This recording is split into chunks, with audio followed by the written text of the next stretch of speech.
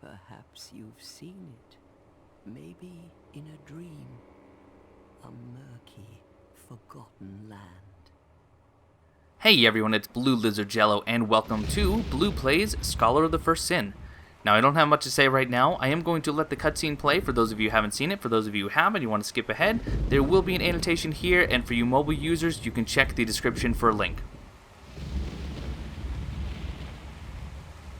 A place where souls may mend your ailing mind.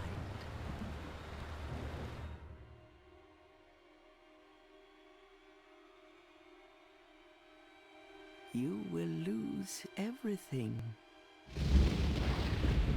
Once branded, the symbol of the curse, an augur of darkness. Your past, your future, your very light.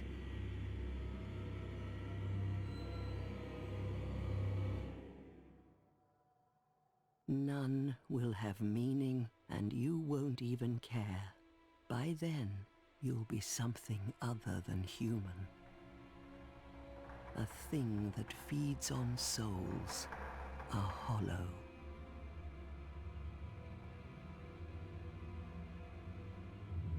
Long ago, in a walled-off land far to the north, a great king built a great kingdom. I believe they called it Drang Lake. Perhaps you're familiar. No, how could you be? But one day, you will stand before its decrepit gate without really knowing why.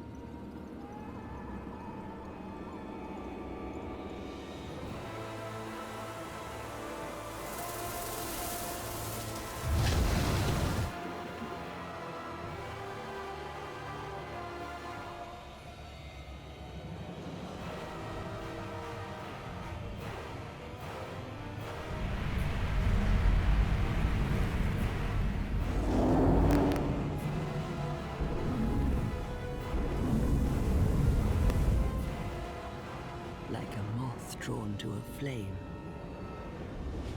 Your wings will burn in anguish. Time after time.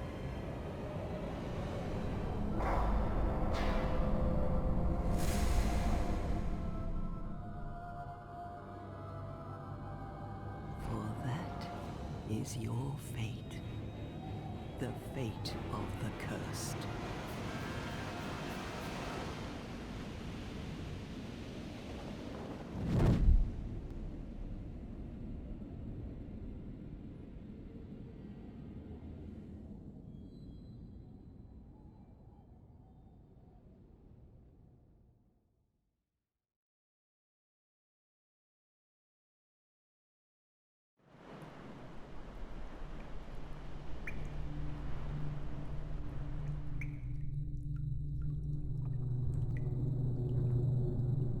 Welcome to Drang Lake, or welcome back to Drang Lake if you've actually played Dark Souls 2 or Scholar of the First Sin.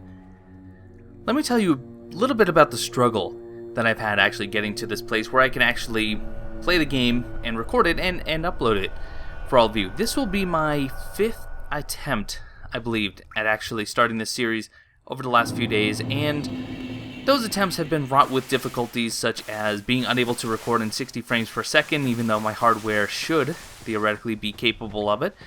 It also consists of the video file video file, being corrupted, the audio file not being present at all.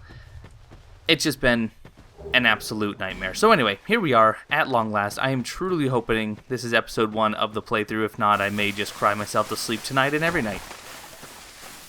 But what I'm going to be doing is not a walkthrough, not a guide per se, but this is going to be a live commentary Let's Play where I explore Scholar of the First Sin, we highlight some of the changes, we talk about the lore if you guys want to, but more importantly, we're going to talk about the changes that have been made and implemented and see how we feel about it. Did it improve the gameplay? Did it detract from it? Is it a little of column A, a little of column B? We'll see, but I encourage you guys to be active in the comment section. I will be there as well as usual, and we will discuss, Scholar of the First Sin as much as we can. But first, let's go ahead and create our character.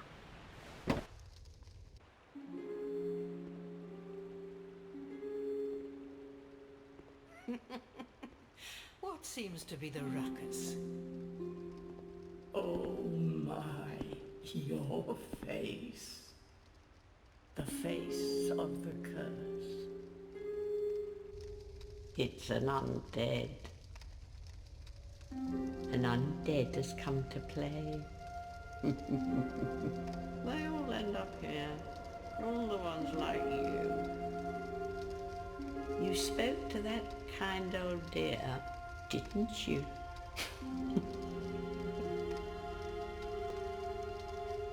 You're finished. You'll go hollow. Yes, you'll become one of them. Hollows prey upon men, feast upon their souls. This is the fate of the cursed.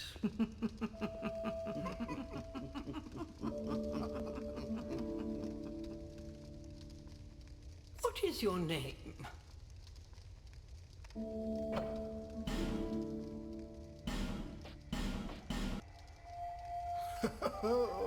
We will be playing as Asmund, which is a Viking name that means divine protection, and we're going to be playing as a warrior. Specifically, later on, we're going to be focusing on heavy two-handed weapons such as great swords, possibly large clubs, we'll see. But it's a character type that I haven't really played too much of in the past. I typically am a skill-based character, but I've also done sorceries and hexes and miracles. I have done sword and shield, but I've never really focused on a two-handed heavy character. So I think that's what we're going to focus on. Should be fun. It's going to be a learning curve for sure. And here are the old women telling us that apparently in our past, we used to be a misshapen peanut, because that's all I see anytime I look at a human effigy. All people come here for the same reason. To break the curse. You're no different, I should think.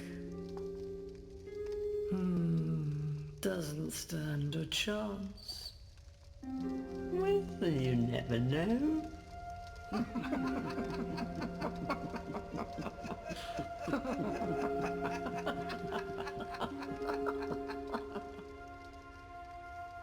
Go through the door and trot along to the kingdom. But remember, hold on to your souls. They're all that keep you from going hollow. Oh, I'll fool you no longer. You lose your souls. All of them. Over and over again.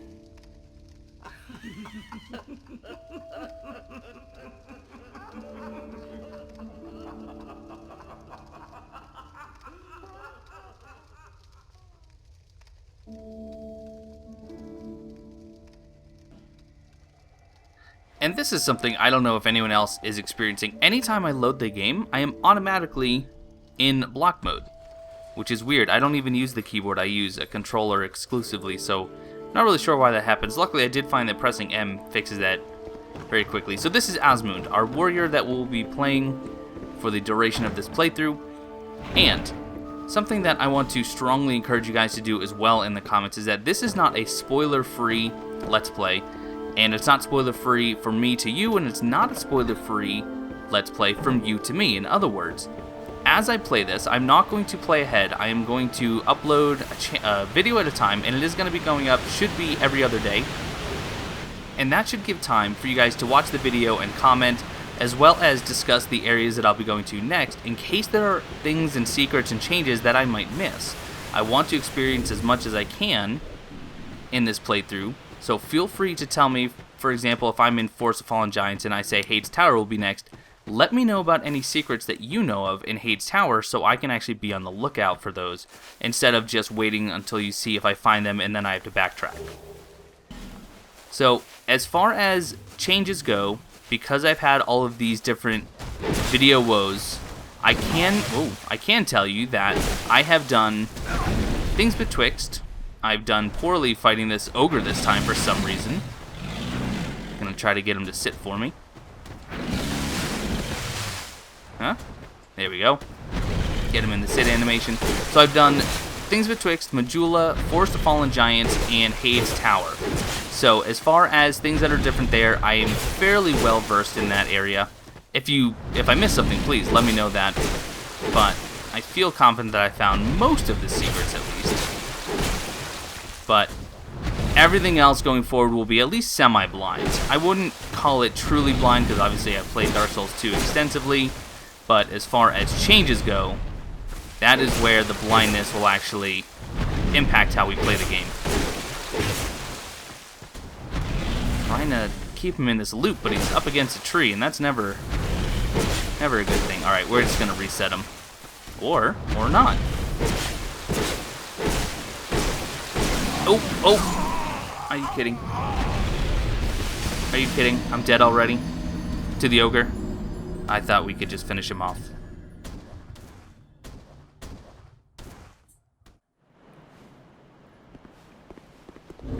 Well, death number 1 came very quickly, didn't it? To the very first enemy, in fact. That's not good. That does not bode well.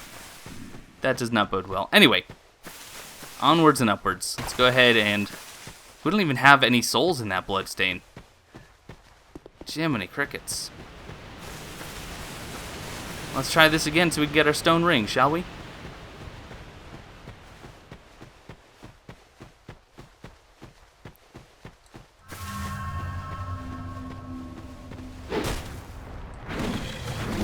Alright, now sit.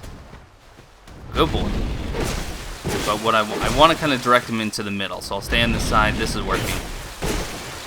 So as far as upload time, I told you about every other day. This should be running alongside concurrently with Bloodborne Everything Possible, which should be starting very soon.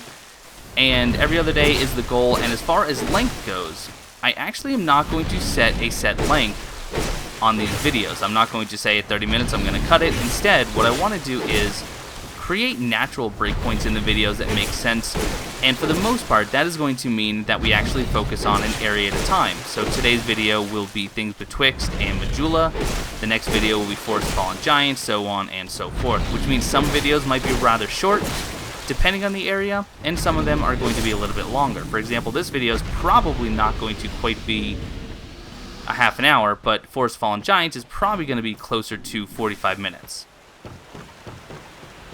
Alright, see, and that's how the ogre should be handled. That was sloppy. But now we can proceed forward to the tutorial area, and in the tutorial area there are some notable changes. Unfortunately, we are not going to be able to see most of them due to the fact that it is hidden behind a petrified statue. But from here, we are going to light the torch, because in order to see all the changes in things betwixt later on, we do need to light all of the sconces. So we are going to actually focus on that now. So I'm going to keep my torch out. 5 minutes should be enough to light them all, I believe. Excuse me, enter the mist. Thank you.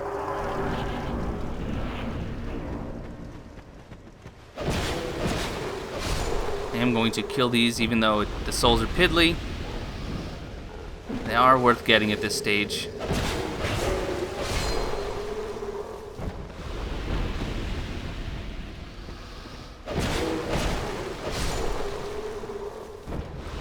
And the reason we're lighting all the sconces is that once you've lit all of them, there is actually an NPC that will appear who will drop a petrified something, and we definitely want to pick that up. And I'm going to tell you right now, the last time that I recorded this, I was so excited because I chose the Petrified Something as a starting gift, which I have done this time as well. But I was able to actually get the Chandler's Trident, and then when I got the next Petrified Something from the NPC Invader, I got the Demon's Great Hammer. So I thought that was very cool, and I was very excited to actually use both of those. But unfortunately, because it decided to record with no audio, wasn't really much of an option. Will we get this lucky this time around? I don't know. I don't know. As far as the very rare drops from trading with the crows, you can get the Demon's Great Hammer, you can get the White Ring, or you can get the Chandler's Trident. I had 2 out of 3 with my first 2 Petrified Somethings. I don't know if we're going to be able to have that luck continue, but we will see. We will certainly try. I mean, we really can't try. It's nothing that's going to actually be impacted by anything we do.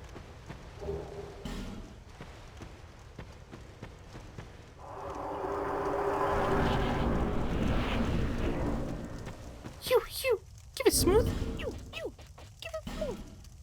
Yes, I'm trying. Yes, you. We'll leave the Petrified Something. We'll leave the Small, Smooth, and Silky Stone. And for our troubles, we get the White Ring. Okay, so we got one of the rare items. That's pretty cool. And a Titanite Shard. Hey, you know what? I'm actually very happy with that selection. By the way, the White Ring, I'll show that off in just a second for those of you who may not have had a chance to see it. The White Ring makes you appear like a White Phantom. Always. Not really something I'm into, but hey, to each his own. Alright, 2 more minutes to clear this. Alright, actually, you know what, I could put it away and save the torch, but hey, where's the fun in that?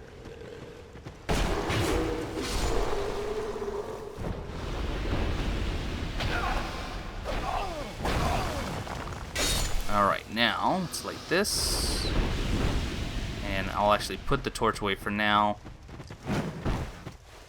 Mapping, or remapping I should say, the jump button to a different button other than the roll is easily the best mechanical change that Dark Souls 2 implemented. I believe that wholeheartedly. As a close runner-up would be the ability to use multiple soul items at the same time. But definitely being able...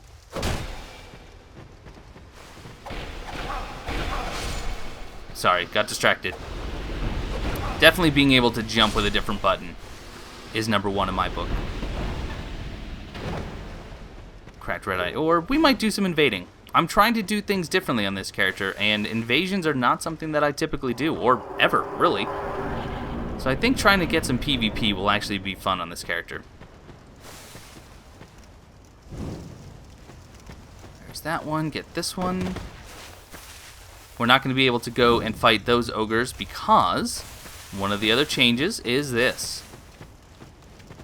A statue blocks your way. We're going to see a lot of these, from what I understand in Scholar of the First Sin. It is something that the developers added to kind of more so direct and impede your progress at times.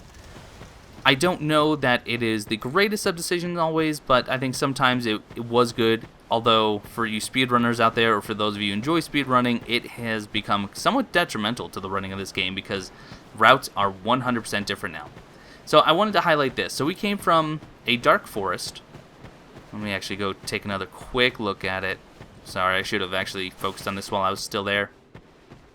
So we're in a forest that, for some reason, is completely dark up top. Now, I don't know if these are supposed to be arch trees and the canopy is just so thick that we can't see through it. But then we come into this canyon. I won't call it a true cave because at some point you can see that it does open up. But our eyes are adjusted to darkness. And because our eyes are adjusted to darkness, as soon as we enter this bright sunlight towards Majula, it is near blinding. And I think that's a really good improvement. It was like that before in the base game, but they improved it, or they enhanced it, I should say, in this version. And I think that's a really good example of one of the lighting effects that I applaud. I think that they made great strides with that effect. And one other effect that I'll show, actually I can probably show it right here. Not as dark as I'd like it, but I do need a little bit of help. But if you use a life gem or an Estus flask, the light from the gem or the flask actually emanates off of your person and does reflect off of nearby objects, which, again, is a good change, but I think it's a bit overboard. They really, really made it bright to the point where when you're in a dark area, it is overly bright, in my opinion. In my opinion. Now we're coming in here. I'm going to grab the Lloyd's Talismans just because I can. Oh, there's... Excuse me? Why did that exploding barrel... Oh, and now I have the other one's attention. But why did that exploding barrel actually... Oh god, I triggered the entire trap. Oh no, we're done. I wasn't expecting that. Well, you know what? I guess we're going to leave those Lloyd's Talismans. So exploding barrels for some reason exploded when I rolled into them. Not really sure why that is. Unless something threw a firebomb at the same time and I missed it. Jiminy crickets. Anyway, what was I saying? The life gems? Yeah, it just seems a bit bright when it's in a really dark area. It's a nice effect, but toning it down would have been a little bit preferred in my opinion. Divine Blessing hasn't changed, nor have the items down here. So we are going to hop down. We'll get the Morning Star, the Sacred Chime, and the binoculars. We're actually going to be using the Morning Star a little bit at the beginning. Definitely not my preferred weapon. If I'm going to use a small hammer class weapon, the mace is my go-to. But the Morning Star for this next little section we're going to do is nice because we can actually get bleed on the pigs that we're going to go fight. And we are going to go fight the pigs for a very good reason. There is a change there. It is somewhat subtle and a lot of people will never actually see it. But I'm going to do it off camera, probably not in this episode, but in the episode when we actually go into the Majula Mansion, I'll showcase it. But basically, the way it works is, for the small pigs, well, I guess I should say for most enemies in the game, they have a 12 respawn limit, which means once you've killed an enemy 12 times, they will stop respawning. In the case of these pigs, still get our Estus Flash Shard here, as is the case with the pigs, they will stop respawning after 12 times, but in their place, we will actually get large boars that we would see normally in Brightstone Cove, Saldora. Now I am going to try to take these on one at a time, because I do want to get the bleed effects. Oh god, the stunning though of these pigs is positively annoying. But once you kill them 12 times, you'll get the large boars, and then once you've killed those large boars 12 times, you will actually get a single spawn of a very large boar, who I believe has a guaranteed drop of maybe 3 cracked rat eye orbs, 3 or 4 cracked rat eye orbs, but he only spawns once. After that, there will be no more pigs in Majula.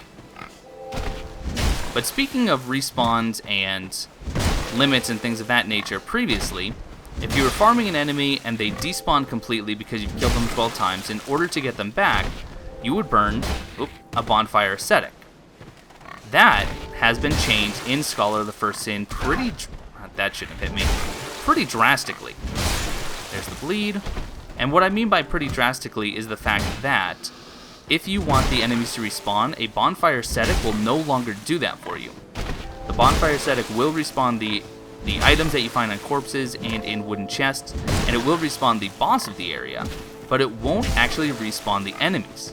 If you want to respawn the enemies and farm indefinitely, you actually need to join the Company of Champions, which we're actually going to go take a look at that stone right now. But joining the Company of Champions will actually keep enemies from despawning, except for unique enemies that only have a 1 respawn limit anyway. But if you are looking for a certain set or certain item, this is actually where you want to be. You want to join this Company of Champions. However, this will disable cooperative play. You can still be invaded, but you can't co-op with anyone. You can't use any NPC summons, and enemies get more health, and they hit harder.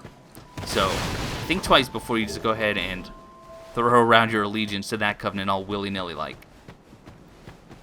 So let's see, if I covered everything, got all the items over there. We can't go into the mansion until we meet Kale and get his key. We can't help Lenegrast out till we get the key from Valencia. We will grab these items here. I avoided talking to Gerald the Herald only because I wanted to get that Estus Flash Shard first. But we will run up here. We're going to talk to Salden. Oh, something else I wanted to ask you guys about. Do you want me to listen to NPC dialogue? So, talk to me in the comments below. We can make this an in-depth playthrough if you want, or you can just watch me play just kind of casually and ignore NPCs, except ones that have quest lines. But for example, for Salden, if you want me to actually hear everything he has to say, or Gerald the Herald, who is the Emerald Herald, I understand, but I accidentally called it Gerald sometime, and you guys haven't let me live it down. I can skip dialogue, or I can listen to it. Let me know, sound off in the comments, majority wins. But for now, I am going to just skip dialogue, because the only reason I'm talking to Salden is because I want to join the Way of the Blue and get the blue seal. So we'll join, get the blue seal, get the extra HP. I think it's only 2.5%. It's pretty minuscule. But I have open ring slots, so there's really no reason not to. I'm not going to use a white ring for that same reason, but so here we are, Miss Gerald. Let's pop the few soul items that we got.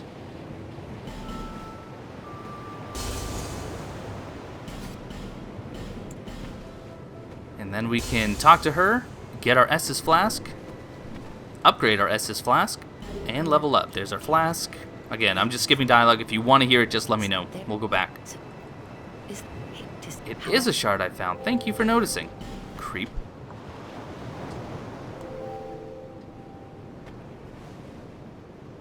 And then we will level up. We will be going a strength character, of course, but we only have enough for, what, 3 levels? So for now, we're going to do Endurance, Vitality, and an extra point in Vitality for that extra equipment load. We'll be focusing on strength later on when we actually start getting weapons that need more strength. But that's going to be it. It was kind of a whirlwind trip, I know, and it's kind of a short video, but the next time, we will be heading to the Forest of Fallen Giants. We'll be doing all of the Forest of Fallen Giants, and we'll see where we go from there. But thank you guys for watching. Talk to me in the comments below, and I will see you next time.